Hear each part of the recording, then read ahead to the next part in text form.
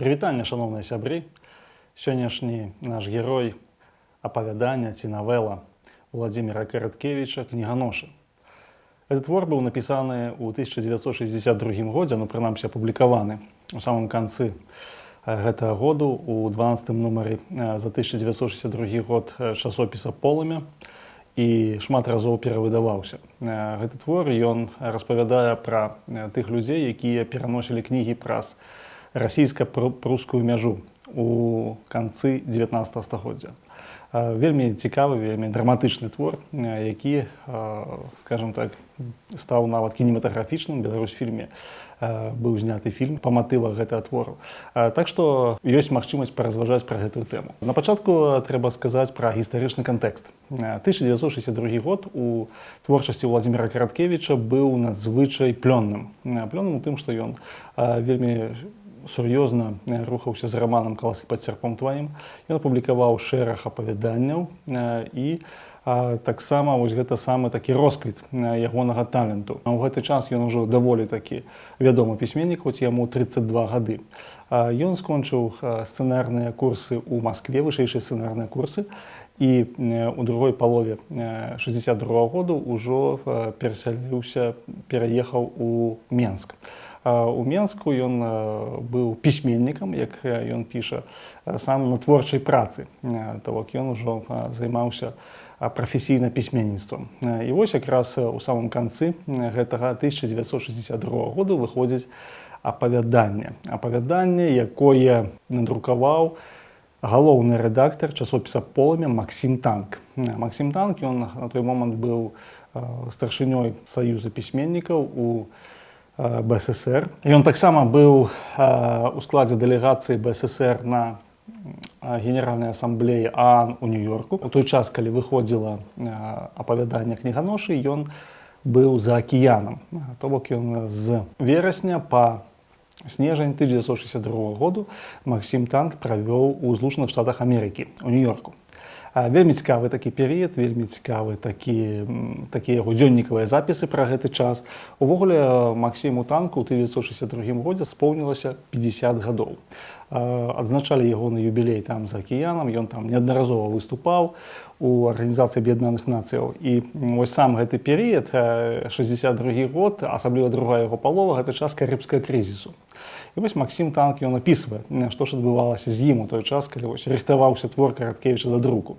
Рэч у тым, што ён прысутнічаў на пасяджэнні Рады бяспекі ААН, бачыў, чуў, самае галоўнае, дэбаты паміж амерыканскім прадстаўніком Стывенсонам і савецкім прадстаўніком Зоріным. І таксама Максім Танк ён піша, што вялікая напружанасць была таму, што ўсе баяліся атамнай вайны. Атамная вайна паміж Злучанымі Штатамі Амерыкі і Савецкім Саюзам, яна была вельмі верагоднай. І таму вось гэты час ён быў вельмі такі драматычны. Такія падзеі міжнародныя, і разам з тым вось Караткевіч ён піша ў гэты час, прынамсі рыхтуе да публікацыі ў гэты час апавяданне, якое адносіць чытача да канца 19 стагоддзя, а менавіта да 80-х гадоў 19 стагоддзя. Чаму? Таму што ў самім апавяданні ёсць арыентыры. Арыентыры гэта забойства Александра II Ігнатам Грынявіцкім,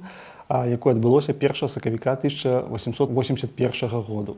І гэта забойства, яно пазначана ў апавяданні як такі важны момант храналагічны. Фактычна адзіны храналагічны момант, які дакладна можна азначыць, што вось 80-е гады адбываецца дзеянне. Што ж мы можам яшчэ сказаць пра агульны кантэкст ужо самога апавядання Владзіміра Караткевіча. Агульны кантэкст быў такі, што ёсць кардон на расійска-прускай мяжы. Кардон расійскі. Гэты кардон ён складаецца з 2 афіцэраў і 5 салдат. 2 афіцэры гэта быхаўскі немец Фердынанд Вольке, пра якога Владзімір Караткевіч напісаў, што гэта быў бландзін з абліччам рыцарскага збраяносца і усмешкай грэшнага анёлу. і прапаршчык Олег Буткевич. Зусім юны, яму 19 год, ён пастаянна практыкаваўся іграць на флейце і марыў стаць героем, які здзейсніць подзвіг на вайне і романтычна закахаецца ў сялянскую дзяўчыну.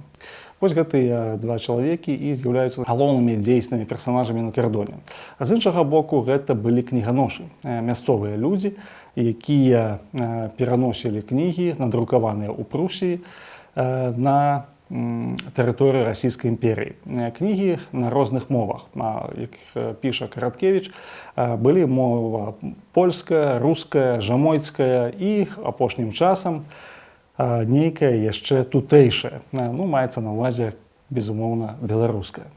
І тут вось ідзе такі важны момант, што да нейкага часу, менавіта да забойства Александра II, глядзелі скрозь пальцы на вось эту кантрабанду. Не кантрабанды пераносілі не толькі кнігі, але і іншыя тавары, якія былі таннейшыя ў Прусіі і якія можна было з выгадай прадаць на тэрыторыі Расійскай імперіі. Аднак, пасля гэтых драматычных падзеяў улады пачалі значна больш прыглядацца да кантрабанды кнігамі. Як апісвае Караткевіч тую сітуацыю, з аднаго боку мяжы жылі людзі, якія дзекаюць і чагокаюць, і з іншага боку жылі людзі, якія гавораць гэтаксама. Таму вось мяжа яна падзяліла народ па-жывому. Гэта з аднаго боку, а з іншага боку існаванне такой мяжы яно прадугледжвала на тое, што сваякі ёсць па абодва бакі гэтай мяжы. Таму, напрыклад, на хрэсьбіны, на вяселлі, на пахаванне людзі перамяшчаліся праз гэту мяжу. І ўжо 80-е ці пачатак 90-х гадоў быў пастаўлены гэтаму заслон. Было забаронена проста перамяшчацца па гэтай мяжы ўвогуле. Такім чынам быў узмоцнены кантроль на мяжы. Караткевіч даволі так выразна апісвае сваіх галоўных герояў. Калі казаць пра кіраўніка, камандзіра кардону, паручніка Фердзі Вольке, то ён быў кар'ерыстам. Ён быў чалавекам, які сасланы на гэтую мяжу, у гэтую дзіру, як пісаў Караткевіч, за непрыстойныя паводзіны, за гульню ў карты і папойкі. Яго былі вялікія фінансавыя даўгі, абавязальніцтвы, і таму ён імкнуўся захапіць як мага больш кантрабандыстаў. Я нагадаю, што гістарычна, калі мы паглядзім на кантрабанду кнігаў, то давалі вялікія штрафы кніганошам, калі іх лавілі. За кожную кнігу, нелегальна перанесеную праз мяжу, быў штраф 7,5 рублёў. На той час гэта каласальныя грошы. Адначасова тым, хто іх злавіў, давалі прэмію 10 копеек за кнігу. А калі быў такі вось 100 з газет, нейкая падшыўка газет, напрыклад, гадавая, то давалі нават 10-рублёвую прэмію. Таму, канешне, памежная варта, яна была зацікаўлена ў тым, каб лавіць як мага больш кніганошаў. Але паколькі кніганошы былі людзі мясцовыя збольшага, якія мелі сваякоў па абодва бакі мяжы, то звычайна ніхто не выдаваў. Як пісаў Караткевіч, няма ніякіх агентурных звестак. Мясцовыя проста не выдаюць, яны не кажуць, хто там, як займаецца, і таму афіцэры памежнай варты яны ведалі кніганошаў толькі па мянушках, якія нічога не казалі пра канкрэтнага чалавека. Ён мог жыць побач з гэтай камендатурай ці там у суседнім мястэчку, але яны гадамі не маглі пра яго даведацца ніякіх больш падрабязных звестак. Такім чынам, ён казаў, што вось гэтыя людзі, якія жылі на мяжы, мясцовыя людзі, мясцовыя сяляне, яны ставіліся да памежнай варты як да чужакоў, з якімі былі абмежаваныя кантакты. Гэта, канешне, абцяжарвала працу памежнікаў па лоўлі кніганошаў. Аднак вось загад ёсць загад, і вось Фердзі Вольке ён вырашыў зарабіць на гэтым загадзе. Олег Буткевич таксама, ён імкнуўся нейкім чынам рабіць кар'еру. Ён быў сынам аканома з панскага маёнтку. Ягоны бацька аканом, ён быў чалавекам небагатым, хоць меў добрую бібліятэку. Дакладней, ён мог карыстацца панскай бібліятэкай. Ён і ягоны сын, вось Олег, ён начытаўся шматлікіх романтычных повесцяў, ён быў такім романтычна настроеным маладым чалавекам, але разумеў, што яму патрэбна рабіць кар'еру, таму што ягоны бацька нічым яму не дапаможа ў жыцці. Ён меркаваў, што ў хуткім часе праз нейкія вайсковыя подзвігі ці калі пачнецца вайна, ён даслужыцца да генеральскага чыну і будзе мець славу і вядомасць не толькі ў сваіх колах, але і ў колах шырэйшых.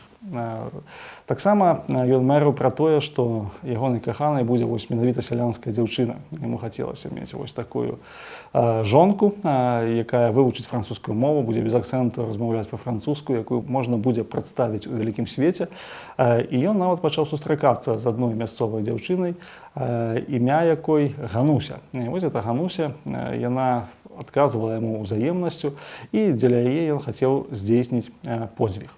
Вось аднаго дня яны пайшлі ў сакрэт, то бок зрабілі засаду на кніганошаў. Буткевіч не павінен быў туды ісці, але ён выклікаўся сам добраахвотнікам, хоць яго ніхто туды прымусова не ставіў, таму што была не ягоная чарга. Гэтым ён здзівіў Фердынанда Вольке, але Вольке кажа, ну калі ёсць у цябе такая патрэба і такія, скажем так, жаданні, то хто ж забароніць, пайшлі.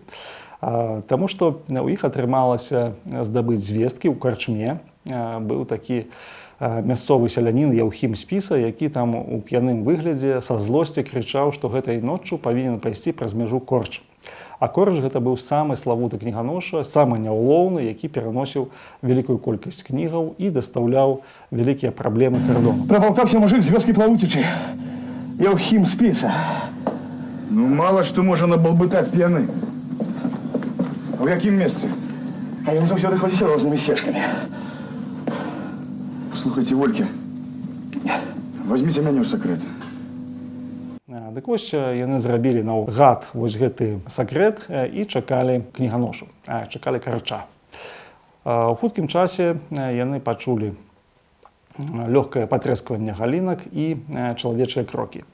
Прыслухаўшыся, яны зразумелі, што ідуць двое. Адзін ішоў амаль нячутна, а другі ішоў, робячы даволі значны шум. Фердынанд Вольке адразу скамандаваў стой, не з месца, і калі пачуў, што крокі пачалі аддаляцца, таму што была цемра, нічога немагчыма было ўбачыць, ён стрэліў, пасля стрэлілі салдаты, і высветлілася, што адзін з кніганошаў быў забіты. Гэта быў маладзенькі хлопец, гадоў 17, які адразу ж прыцягнуў увагу сваёй маладосцю.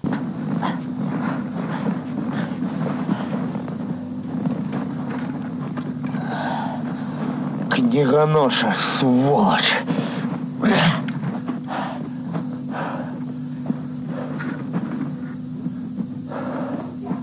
Каб высветліць, да якой сям'і належыць гэты хлопец, ягонае цела забралі і вось паклалі каля валаснога праўлення ў мястэчку. Волькі ў гэты час паехаў у павет, каб атрымаць дадатковыя інструкцыі, а з гэтым целам пакінуў Буткевіча. Буткевіч у гэты час ён пачаў разглядаць кнігі, якія не данёс гэты юны кніганоша і за якія ён аддаў жыццё. Ягоную увагу прыцягнула кніга «Чы правільна мы зрабілі, пакінуўшы вунію». Эта кніга была на мясцовай гаворцы, значыць па-беларуску. Буткевіч стаў яе так разглядаць, учытвацца ў гэтыя радкі добра знаёмай яму мовы, таму што ён сам паходзіў з Беларусі, і ён сам быў беларускамоўны.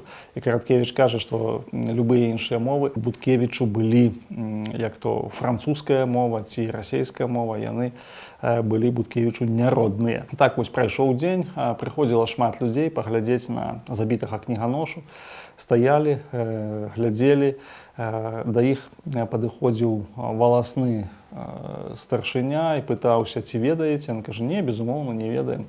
І ніхто вось так за цэлы дзень не прызнаўся. Пасля прыехаў Волькі з павету, ён атрымаў там спагнанне ад жандарскага маёра. Маёр сказаў, што пранікае вельмі шмат кніг нелегальных на тэрыторыі Расійскай імперіі, асабліва ў Літву і Беларусь.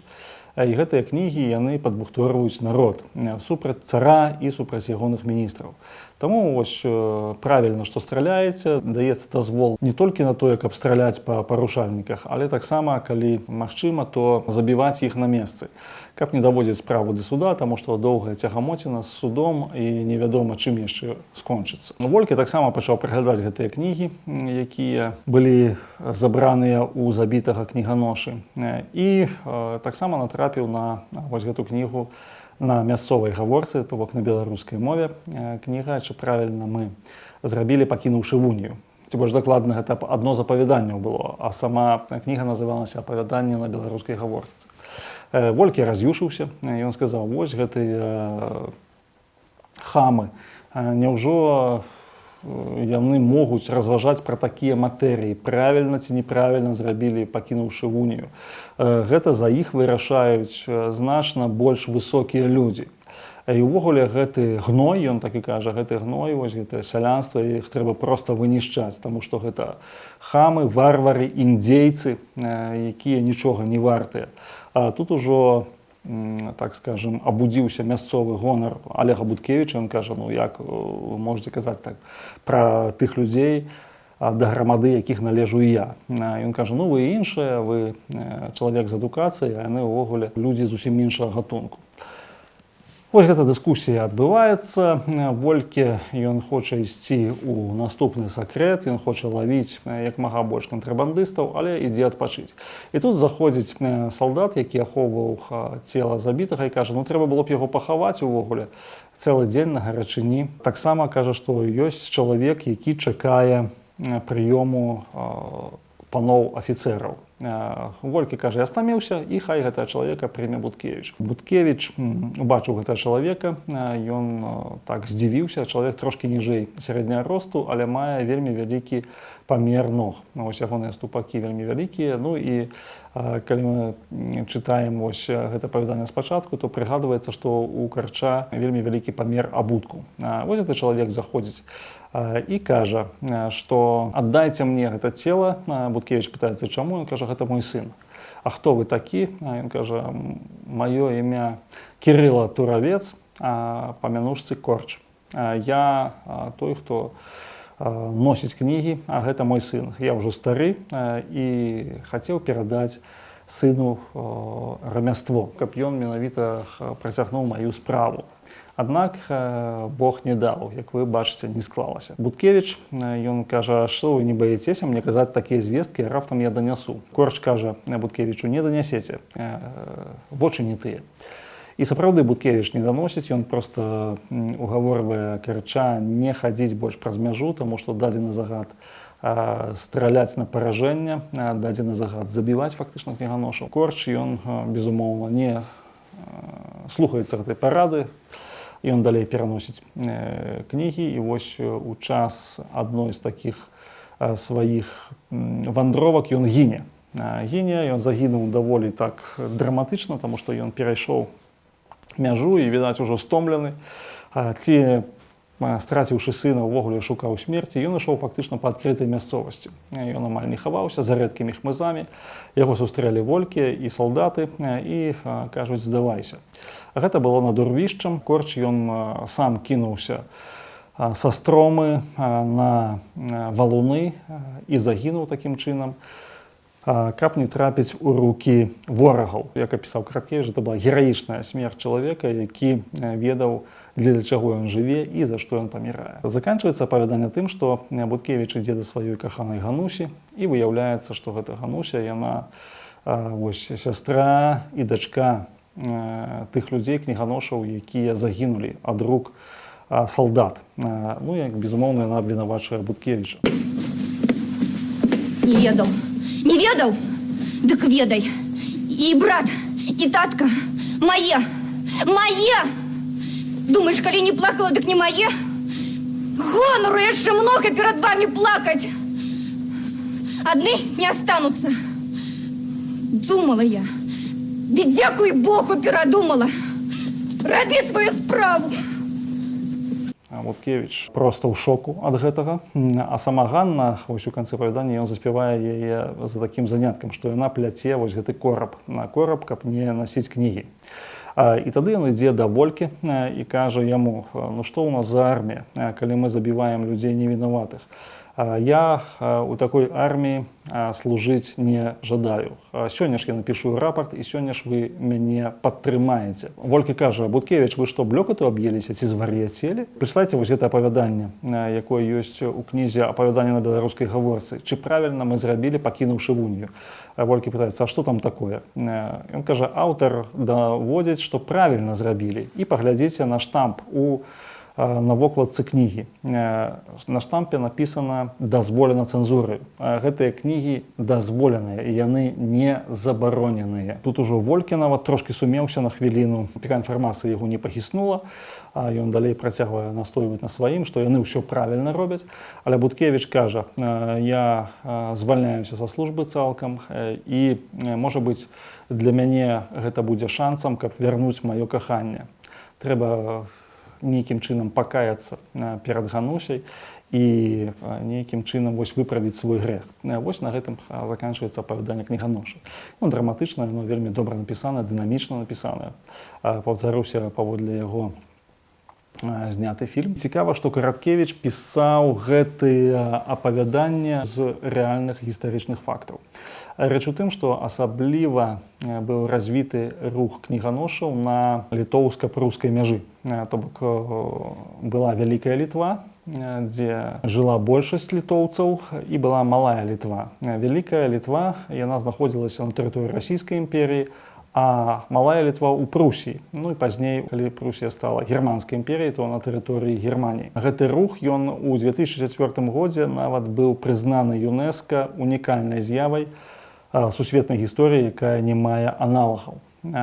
Літоўцы, яны пераносілі безліч кнігаў. Ну, напрыклад, з 1864 году, калі быў забаронены літоўскі друк лацінкай, до 1904 году, калі быў гэты друк дазволены за 40 год, яны перанеслі тысячы кнігаў. Ну, кожныя 2 гады яны пераносілі па 40 тысяч асобнікаў, якія канфіскоўваліся. А канфіскоўваліся ж далёка не ўсе кнігі. За гэты час было арыштавана больш за 1580 кніганошаў. Больш за 900 патрапілі ў турмы. Аднак гэты рух не спыняўся.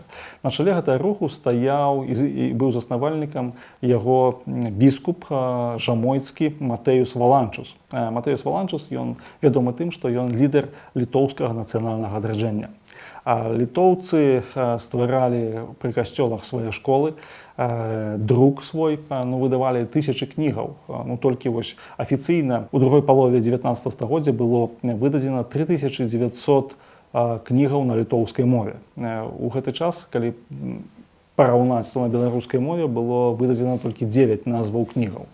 Гэта было каласальны такі вось рух. І на чале яго стаяла царква, ці больш дакладна каталіцкі касцёл. Сярод кніганошаў абсалютную большасць складалі сяляне, але сярод распаўсюднікаў кнігаў складалі большую частку святары, таму што пры касцёлах быў гандаль кнігамі, і абсалютная большасць кнігаў яна была такога зместу рэлігійна-нацыянальнага. Былі малітоўнікі, былі гістарычныя кнігі, былі кнігі для тых ці іншых святаў і гэтак далей. Разам з тым былі кнігі, календары для сялянаў, парады па сельскай гаспадарцы і гэтак далей. Што трэба яшчэ сказаць пра гэты перыяд, што якраз у 90-е гады 19 стагоддзя пачынаецца і кантрабанда кнігаў на беларускай мове. Быў такі Мар'ян Абрамовіч, які надрукаваў кнігу вось у Малой Літве. Кніга называлася «Дзядзька Антон», і гэта нелегальная брашура была на беларускай мове, якую кантрабандай пераносілі ў Беларусь і распаўсюджвалі сярод беларускай інтэлігенцыі. Таксама нагадаем, што ў 1891 годзе выйшла «Дудка беларуская» Францішка Багушевіча, а ў 1893 годзе выйшла кніга «Смык беларускі». Абедзве гэтыя кнігі выйшлі за межамі Расійскай імперіі, таму таксама яны патраплялі ў Беларусь кантрабандным шляхам.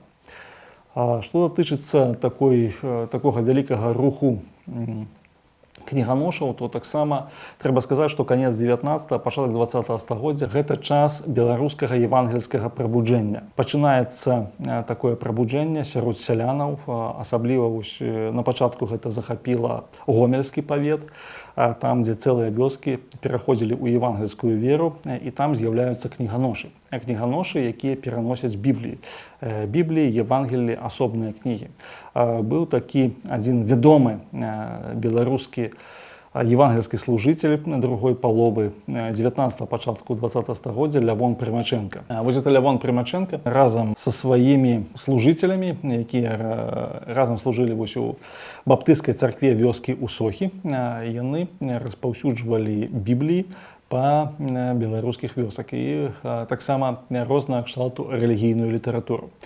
Таму у Беларусі таксама быў свой рух кніганошаў. Яшчэ дакладна не вывучаны гэта, як адбывалася гэты распаўсюд у канцы 19 стагоддзя, у пачатку 20 стагоддзя. Там быў такі Герасім Андрухоў, кіраўнік кніганошаў у Мінску. Ён быў мінскім кніганошам і таксама распаўсюджваў даволі вялікую колькасць кнігаў. У Віцебску быў такі Кузьма Яковлеў, які праносіў Евангелі на розных мовах і раздаваў сялянам у ваколіцах Віцебска. Вось это што зафіксавана ў гістарычных дакументах. Кажучы пра апавяданне Уладзіміра Караткевіча, трэба сказаць, што у самым канцы апавядання вось гэты корч, з якім размаўляе Буткевіч, ён прызнаўся, што сам ён не пісьменны. Гэта вельмі моцна здзівіла Буткевіча. А як жа так? Ён кажа: я вельмі паважаю кнігу.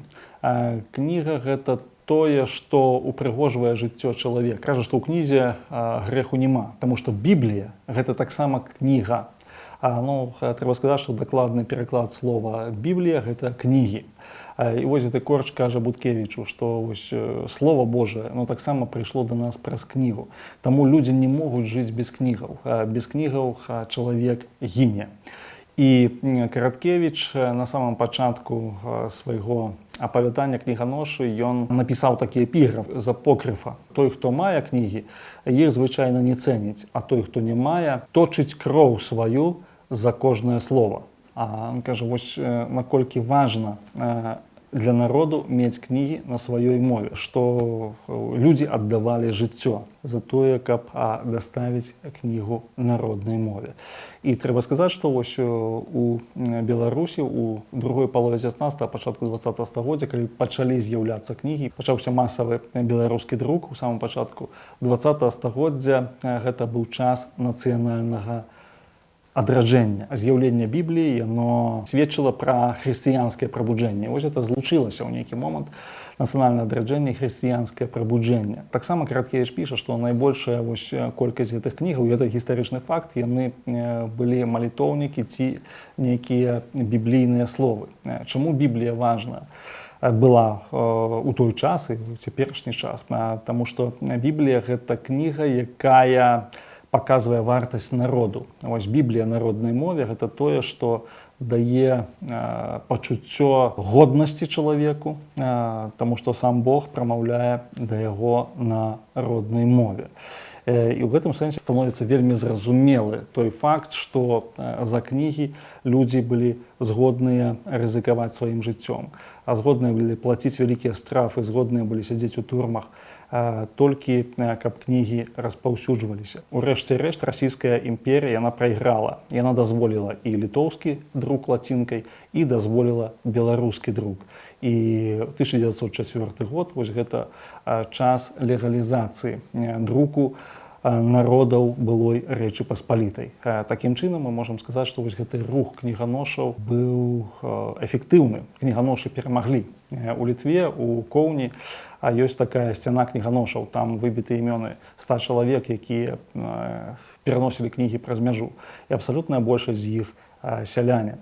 Сяляне, якія, здавалася б, сялянін і кніга гэта несумяшчальная рэч. Аднак гэта былі не проста сяляне, это былі веруючыя людзі. Веруючыя людзі, таму што вось калі мы паглядзім, то дзесьці на 5 сялянаў прыходзіцца адзін святар. Спалучэнне такое вось нацыянальнае рэлігійнае руху яно і дало нацыянальнае адраджэнне. Таму вось гэта гістарычнае апавяданне Владимира Краткевіча, яно не толькі мае мастацкі такі сэнс, але яно мае сэнс і гістарычны. І думаю, што будзе цікава для прачытання. Дзякуй за увагу.